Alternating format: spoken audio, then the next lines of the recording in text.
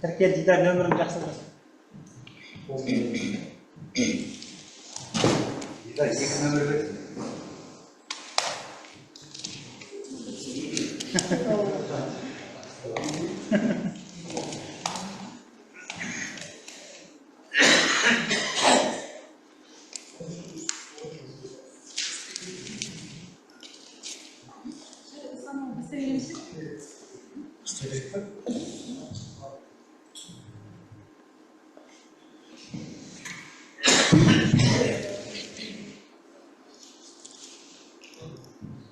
Құрметті қонақтар және жергілікті тұрғындар, әкімдік өкілдері, әріптестер және бүгінгі қоғамдық тыңдауға қатысушылар. Қоғамдық тыңдауға қош келдіңіздер. Бүгін кезекті қоғамдық тыңдауда Қор мұнай компаниясы акционерлік қоғамының керуенші шығыс керуенші кен орнының сынамалық пайдалану жобасының атты мәселелері туралы есеп талқылауға шығарылып отыр. Қоғамдық тыңдау Қазақстан Республикасының экологиялық кодексінің 73-ші бабына және Қазақстан Республикасы экология, геология және табиғи ресурстар министрлігінің міндетін атқарушы 2026 жылы 3 тамыздағы нөмір 286 қоғамдық тыңдаулар өткізу қағидаларын бекіту туралы бұйрығына сәйкес өткізіліп отыр. Қоғамдық тыңдау төрағасы ретінде Бекетші Дастанұлы, хатшы ретінде Бейсенова Айзада кандидат ұсынылады. Қарсылықтарыңыз жоқ па? Қоғамдық тыңдауды ашық деп жариялаймыз. Аталған азаматтарға қоғамдық тыңдаудың жұмысына кірісуге рұқсат. Бұл қоғамдық тыңдаудың мақсаты тапсырыс беруші Қор мұнай компаниясы акционерлік қоғамының шығыс керуенші кен орнын сынамалық пайдалану жобасына мәселелер туралы есеп, қоғамдық таныстыру және хабарландыру болып табылады. Баяндама жасауға 10 минут, қосымша сөйлеушілерге 3-5 минуттан беріледі. Келісеміз ғой? Регламентке 1 сағат беріледі. Осы регламенттен келіссеңіздер қоғамдық тыңдаудың күн тәртібі және регламенті бір ауыздан бекітіледі. Сұрақтарыңыз болса, негізгі баяндамашылар болғаннан кейін талқылауға көшсек. Тапсырыс беруші Қор мұнай компаниясы акционерлік қоғамының атынан бүгін қатысып отыр. Шаймерден Болмажан, эколог. Ахметова Дарья Уланқызы, Ұлытау облыстық экология департаментінің өкілі. Күн тәртібі бойынша, мәселе бойынша сөз Тимур Константин Грубщик, жауапкершілігі шектеулі экология серіктестігінің экологы, баяндамашы Төлеуші Ғабдулла Сәйгетқызына беріледі. Барлықтарыңызға қайырлы күн. Менің аты-жөнім Төлеуші Ғабдулла Сәйгетқызы.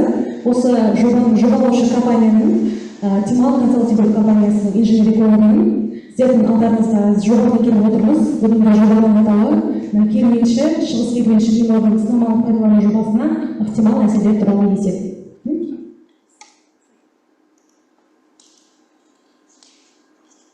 Қоғамдық тыңдаулардың негіздемесі бойынша осы Қазақстан Республикасының экологиялық кодексінің 73-ші бабына сәйкес ықтимал әсерлер туралы есептердің жобаларына қатысты қоршаған ортаға әсерді бағалауды жүргізу барысында қоғамдық тыңдаулар өткізу міндетті болып табылады. Енді Қазақстан Республикасының экология, геология және табиғи ресурстар министрлігінің міндетін атқарушының қоғамдық тыңдаулар өткізу қағидаларын бекіту бойынша 21 жылдың 3 тамыздағы нөмірі 286 бұйрығына сәйкес өткізіледі. Енді жаңа сіздерге регламент айтып кетті, 1 сағат беріледі.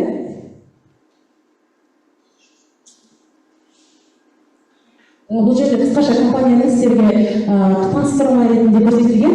Қор мұнай компаниясы. Компания 1995 жылы 21 ақпанда құрылған. Көмірсутектерді барлау мен өндіруді жүргізу бойынша мемлекеттік лицензиясы бар. Негізгі жұмыс жүргізетін аумағы Қызылорда облысындағы Ащысай мұнай кен орны. Компанияның басты инженерлік техникалық құрамы Қызылорда қаласындағы офисте қызмет жасайды. Енді компания еш шетелдік акционерлер жоқ, 100% қазақстандық компания. Сондықтан да еліміздің дамуына қосатын үлесті басты назарда ұстатқаны қоймай, даму жолындағы тұрақтылықты көрсетіп келеді.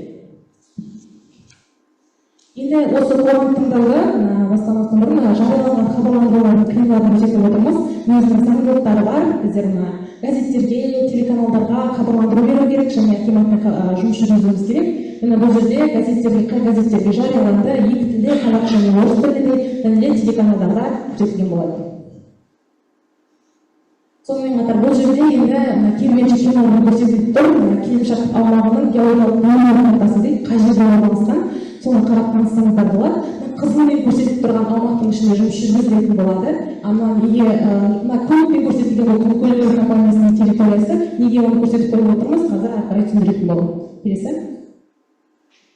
Бұл жерде Байқоңыр ауылынан ары қашықтығы қанша километрден көрсетілген, программамен көрсетіп қойып отырмыз, 147 километрді құрайды. Енді бұл осы келісімшарттық аумақтың орналасуы туралы айтатын болсам, Керуенші кен орны Торғай ойпағының оңтүстік-шығыс бөлігінде орналасқан, Алтай облысының Айыртау ауданына жатады. Енді Жезқазған қаласынан 210 км жерде, Байқоңыр ауылынан 156 км қашықтықта орналасқан. Енді осы жобаның негізгі жобалық шешімдерді айтатын болсақ, не жоспарланып жатыр?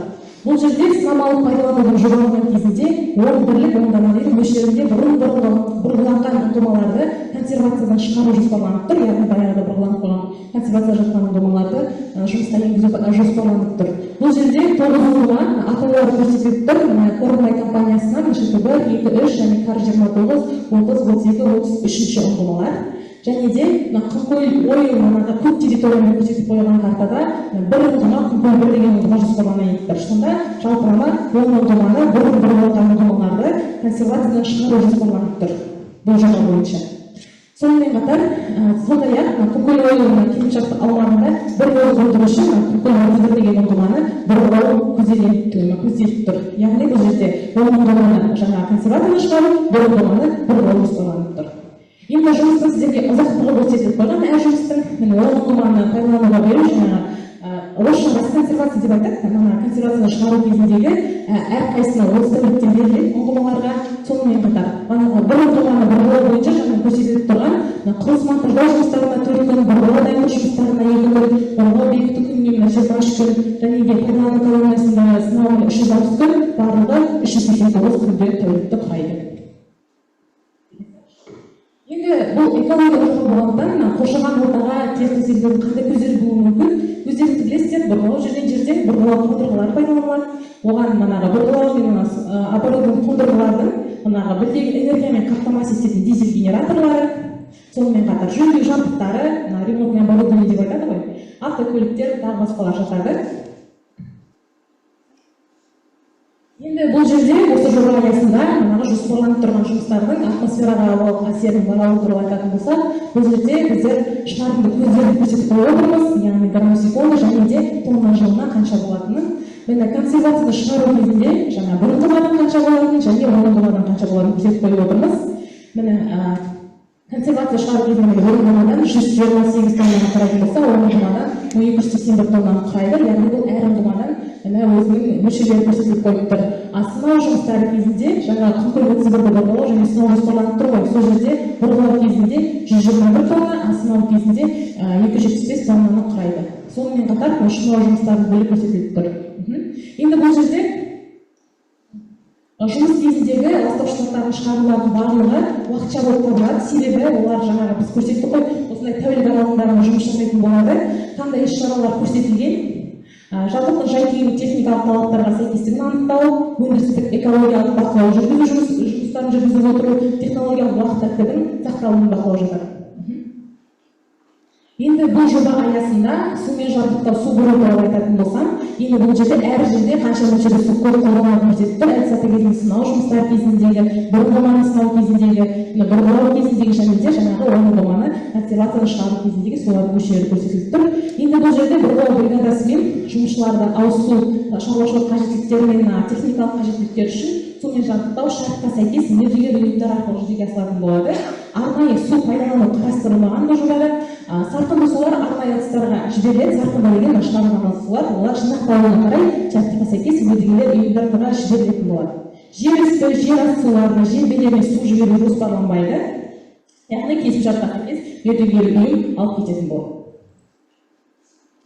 Енді бұл жерде су ресурстарына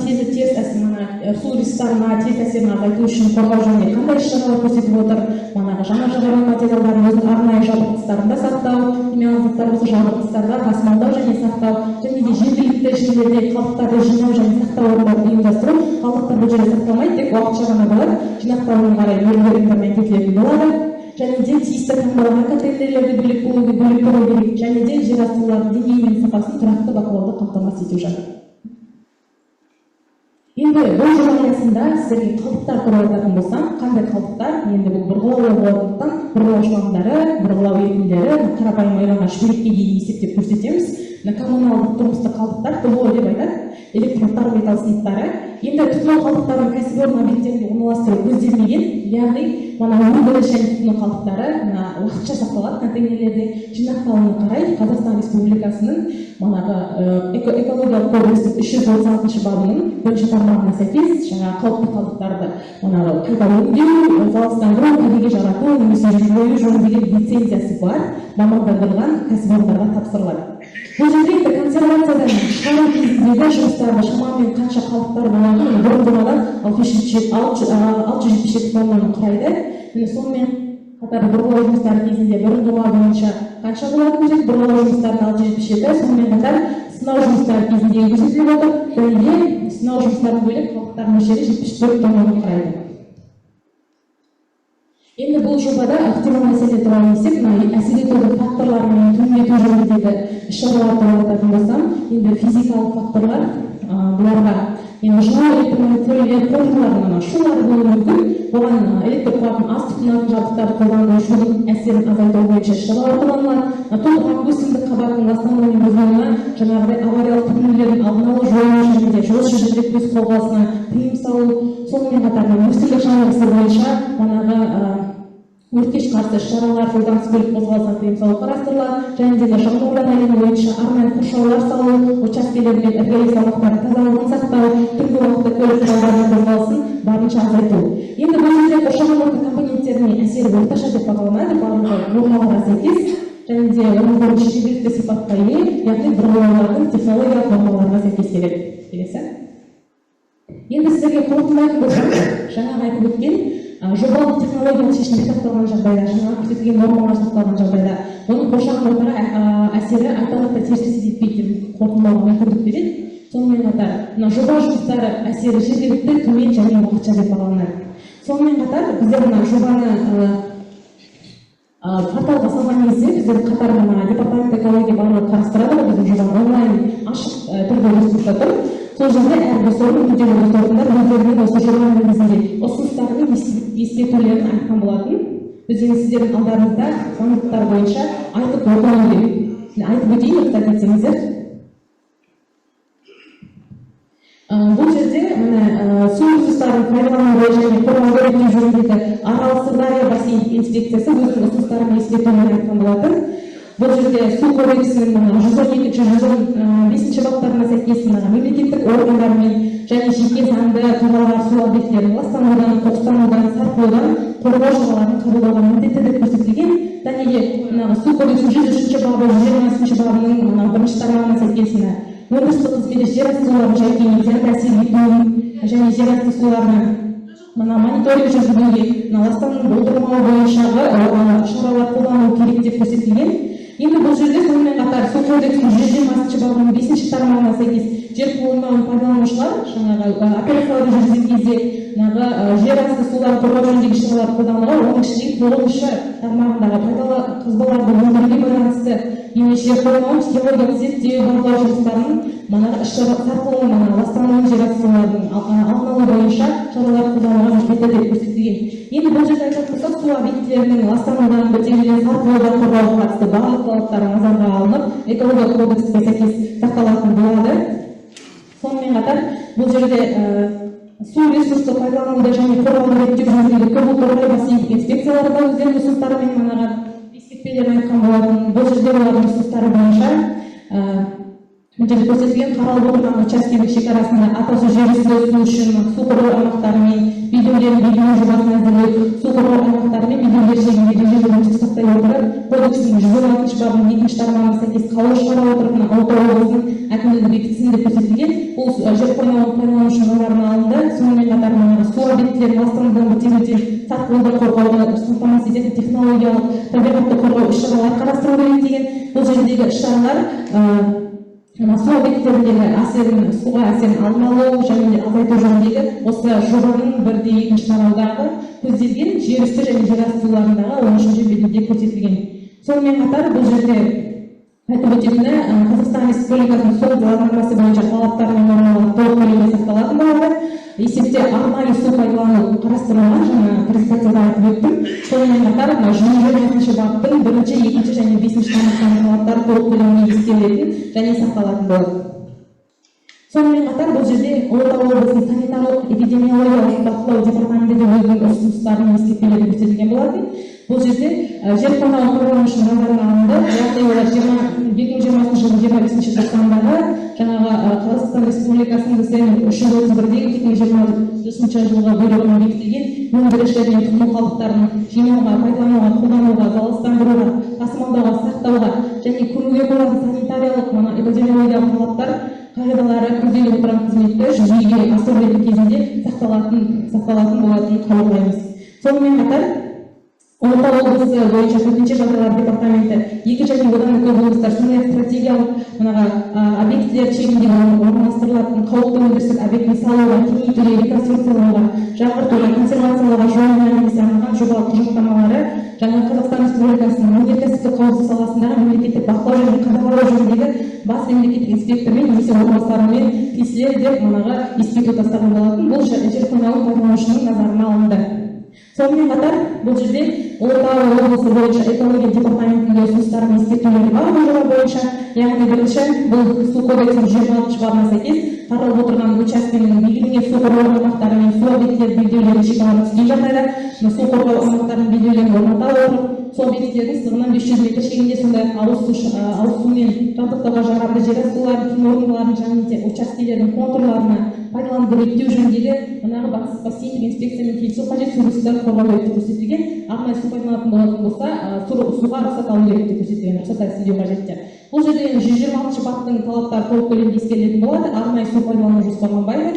Сонымен катар манагы экологиялык кодекстин 346 бабынын 1 тармагына сәйкес жаңа атап өттүм, калдыктарды жаңа өңдөөгө, залалсыздандырууга кәдеге жаратылган немесе жоюга лицензиясы бар мамандандырылган уюмдарга тапсырылатын болот. Сонымен катар Казакстан Республикасынын эко кодексинин 327-29 және 328-29 баптарынын талаптары толук көлөмдө эскерилетін болот. Және де осы Казакстан Республикасынын экологиялык кодексинин 320 бабынын 2 тармагынын талаптары ықтимал әсерлер тууралуу эсепке эскерилди. 235 көрсөтүп койгон. Экологиялык кодекстин 238 бабынын 2 тармагына сәйкес жер койногун пайдалануу жөнүндөгү операцияларды жүргүзүү кезинде жерди бузууга байланыштуу курулуш және басқа да жумуштарды орындоо кезиндеги талаптар ықтимал әсерлер тууралуу эсепке эскерилди. Сонымен катар жаңа онлайн порталга осы карапайым журтчулуктан өздеринин ұсыныстарын эскертүүлөр түскен болатын. Бул жерде Байтак партиясынан бир сурактар түскен. Бул жерде биринчи келишимчаттык аумактын казирги жагдайы тууралуу акпарат ұсынуу керек деп көрсөтүлгөн. Яғни консервацияга чыгаруу жүзөгө асырылатын болот деп көрсөтүлгөн деп айткан. Бул жерде осы Кор компаниясынын алмак ауданы 42 шаршы километр квадрат метрди курайды. Көлөө осы жауапкерчилиги шектелүү сериктестигинин келишимчаттык аумагынын ауданы 1631 шаршы километрди курайды. Азыркы убакытта 2020-24 жылдары бурулган нормалар консервацияда тур. Яғни және кен орны боюнча аларды өндүрүү жоспарланбайт. Сонымен катар экологиялык багалоо уюмдаштыруу жүргүзүү жөнүндөгү нускалык 2-кошумчасына сәйкес акпарат көрсөтүлүү керек деген. Көзделип отурган кызметтин жүзөгө асыруу боюнча кажетті объектилердин кубатын, габариттерин, техникалык сыйпаттамаларын коса алганда, алардын көрсөткүчтөрү тууралуу акпарат, курулуштук ерекшеликтери тууралуу акпарат тууралуу және де консервациялык кезиндеги бурулууга караганда шкамдардын мөлшөрлөрүнүн баары боюнча сурактар пайда болгон. Эми бул жерде Казакстан Республикасынын арнайы көрсөтүлгөн министрликтин каттамасына сәйкес мемлекеттик балансына мындай кабылданган болот.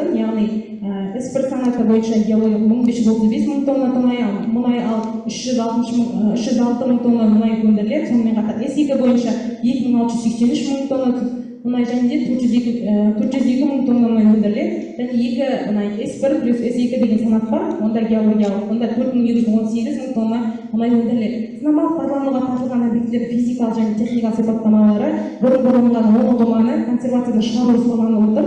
Оның ішінде жаңағы 9 ұңғыма мен 1 ұңғыма бойынша анықтама жұмыстары көрсетілді. Және де айта кететін жайт, қосымша порталға да жауап берілген болатын. Және де бұл жерде шландар бойынша және бұрғылау қондырғыларын іске қосуды қажет ететіні бойынша ұсыныстар мен жауаптар берілген болатын.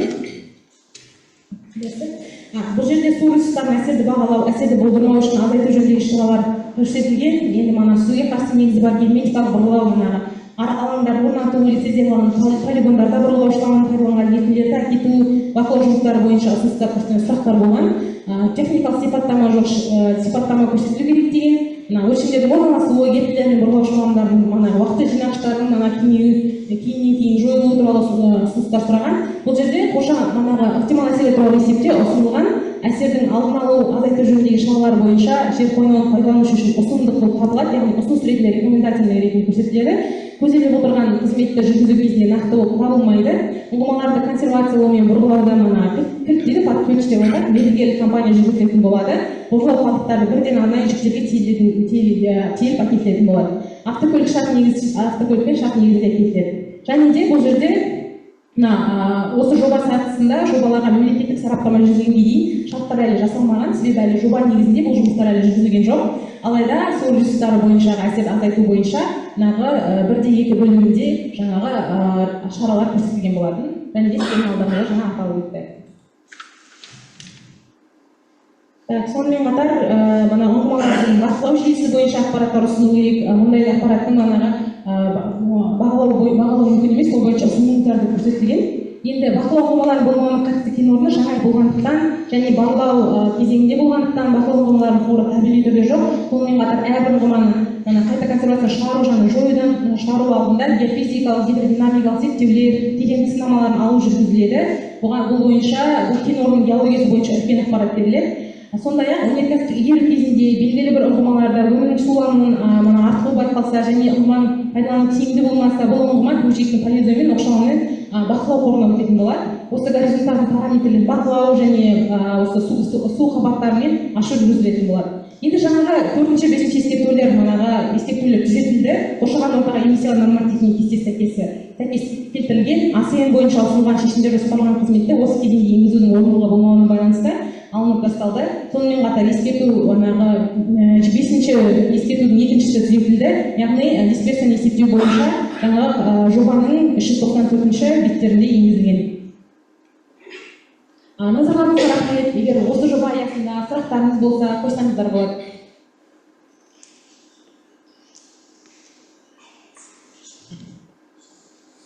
Бұл жобада жалпылама жаңа айтып отыр ғой, 10 ұңғыма бұрын бұрғыланған, енді соны консервацияны шығару жоспарланып тұр, және де бір ұңғыманы бұрғылау жоспарланып тұр.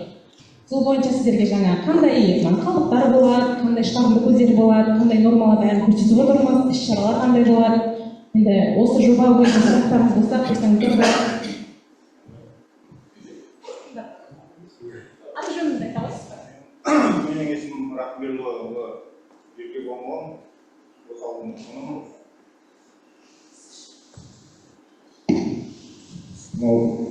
Есім Рахмелұлы Еркек Омон, осы ауылдың тұрғынымын. Сіздер жаңа айтып отырсыздар ғой, біз жер асты суынан қолданамыз ғой. Сол жағы бізге қалай болады?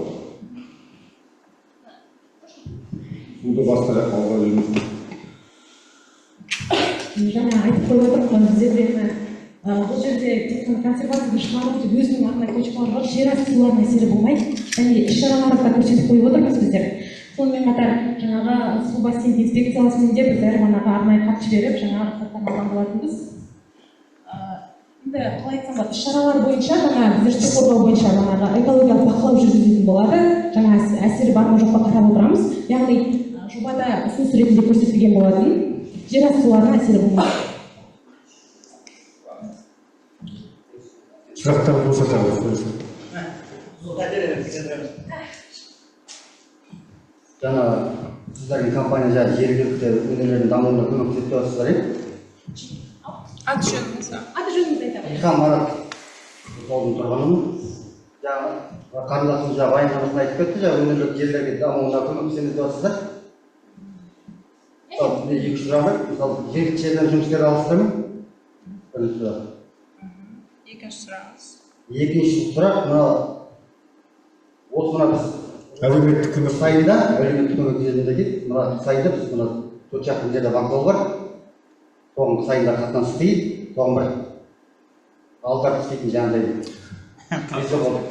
Көмектескен компанияның өзі күш бар ғой. Яғни спорттық аңғарлар солға көмектесеңіздер мысалы даму. Сол жағдайда ауылға келді. Бізде онлайн басшылық қосылды. Ассалаумағалейкум. Жауап береді. Жауап берсек болады ма? Құмкөл Ойл компаниясының бас геологы, есімім Жунисов Ғазиз болады. Құрметті әріптестер, құрметті мынау бүгін қоғамдық тыңдауға келген тұрғындар. Аға, сіздің бірінші сұрағыңыз бойынша біз енді жаңағы екі компания, бұл жерде Қор компаниясы және Құмкөл Ойл компаниясы. Қазір бізде екі компанияда барлау жұмыстары жүріп жатыр. Барлау жұмыстарының кезінде тек қана мердігер компания ғана жұмыс жасайды. Бізден санаулы жаңағы нелер болады, мамандар болады. Ендігі кезекте бізде қазір пробный эксплуатация дейді. Ол пробный эксплуатацияның өзі бұл барлау жұмыстарының периодына жатады. Алда бізде енді осы пробный эксплуатацияның толыққанды талаптарының бәрін орындалғаннан кейін бізде уже кәдімгі полноценно добычаға кетеміз. Добычаға кеткен кезде ол жерде осы контрактыны пайдаланушы, жаңағы жер қойнауын пайдаланушы компаниялардың мемлекеттің талабына сай мемлекеттің берген барлық нелері болады. Жаңағы оның ішінде сол жергілікті жерге әлеуметтік көмектесу, жергілікті жердің дамуына көмектесу, ол сұрақтарыңыздың бәрі қарастырылған, оның барлығы сол добычаға шыққанда орындалады. Және де сол жергілікті тұрғындарды жұмысқа алуда қарастырылған. Қазіргі кезеңде бізде әлі толыққанды месторождение іске қосылмағандықтан тек қана мердігер компаниялар ғана жұмыс жасайды қазір. Ертең біз мұнайымызды толыққанды алып, яғни промышленный приток дейді, ары қарай жұмысты жалғастыратын кезде ол жерде міндетті түрде жергілікті тұрғындардың, яғни мамандар болатын болса, бұл жерде енді басқа маман өкілдерін, мұнайға қатысы жоқ маман өкілдерін енді ол жұмысқа алу өте қиын болады, өйткені қауіпті жұмыс бұл жерде. Сол үшін осы мұнай саласына қатысты мамандар болатын болса, әрине ол толыққанды месторождение добычаға өткесін алынады. Ал екінші сұрағыңыз бойынша жаңағы әлеуметтік сұрақ түсінбедім, бір нысанды жөндеп беру да? Жоқ, жаңа автокөлік станцияның екі ортаға бір автокөліктен көмек болса, автокөлік жол дейсіз ғой? Автокөлік жолда жүретін автокөлік. Микроавтобус. Енді оны меніңше жергілікті мемлекеттік орган, яғни әкімшілікпен де совместно жасалыну керек жұмыс сияқты. Оны нақты қазір сұрағыңызды сол жерге түсінікті қылып қалдырсаңыз, біз екі компанияның мекеме басшыларына ұсынысты береміз. Енді біз геологияны басқаратын болсақ, жалпы ондай әлеуметтік жалпылама нелерді, мәселелерді шешетін ол компанияның бірінші басшысы.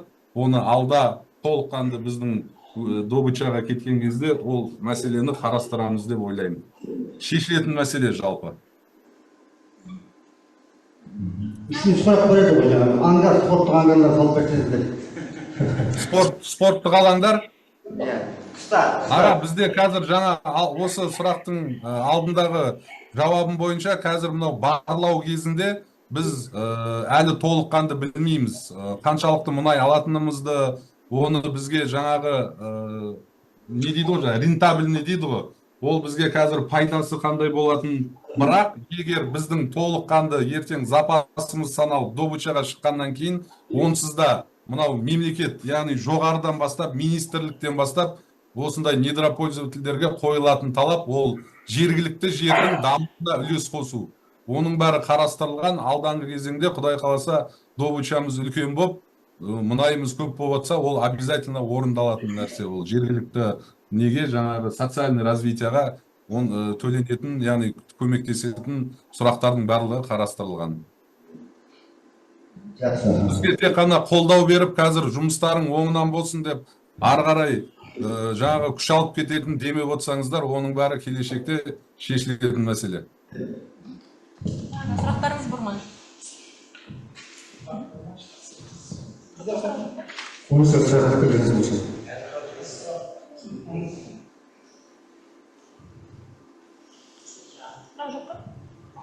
Жаңа екіншісі. Сұрақтары жоқ қой? Пікірлеріңіз. Басқа сұрақтар жоқ болса, оны есептейміз. Оған тыңдау қорытындысы бойынша хаттама жасақталады. Онда бүгінгі мәселе бойынша ұсыныстар ескертілді. Енгізіліп түзетіліп, содан кейін хаттама қол қойылады. Яғни қайтадан сайтқа жіберіледі. Оған тыңдауды жарық дей бере аламын.